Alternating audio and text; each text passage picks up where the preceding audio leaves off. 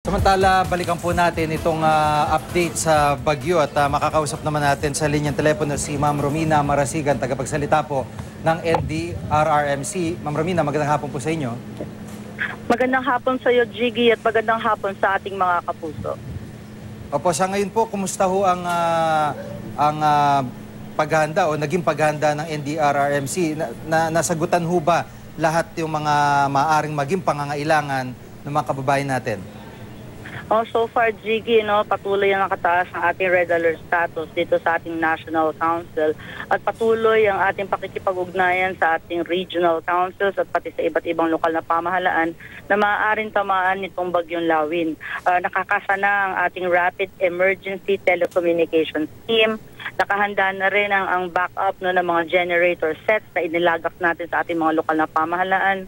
Pati na rin yung pag-replenish ng ating mga relief supplies dito sa mga local government units natin sa pangunguna ng ating social welfare and development. So tuloy-tuloy lang, Jiggy, ang ating pagsisiguro ng paghahanda ng mga lokal na pamahalaan natin at patuloy tayo magmamatsyag sa maaari maging impact nitong bagyong Lawin. Apo, base ho sa forecast, base sa briefing ho kanina ng Pag-asa, talagang magiging masyado mapaminsala at malakas itong bagyong Lawin. Yung mga maaring ma-isolate ay na-anticipate na po ba ng mga lokal na counterparts niyo po sa NDRRMC?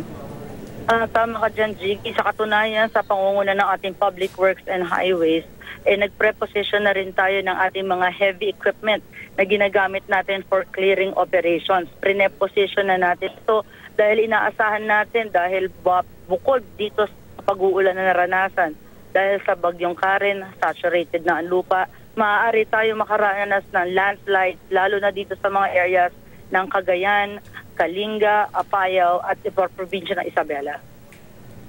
Apo, bilang abiso, ang may papayo nyo sa mga kababayan natin na maapektuhan nitong lubos sa maapektuhan nitong bagyong Lawin?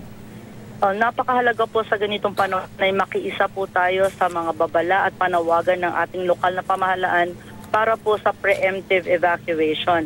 Bagamat kanina, Jiggy, marami na tayong nakita na mga nakiisa dito sa evacuation natin, may mangilan-ngilan pa rin tayo na papabilang na kailangan pa talagang kumbinsihin at talagang kasama na natin ang Armed Forces of the Philippines na talagang kailangan pa natin halos pilitin na ang mga pamilyang ito.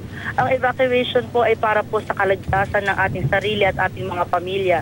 Mahalaga po na makiisa tayo dito at kung sa ganitong panahon po antabay po tayo sa maaari mag-iepekto ng bagyong Lawin. Tuloy-tuloy naman po ang pagmomonitor ng ating national government dito kasama ng ating Pangulo na sa kalusukuyan po ay nasa China. Maantabay din po ng mga update sa mga programa na ating kinakasangayon.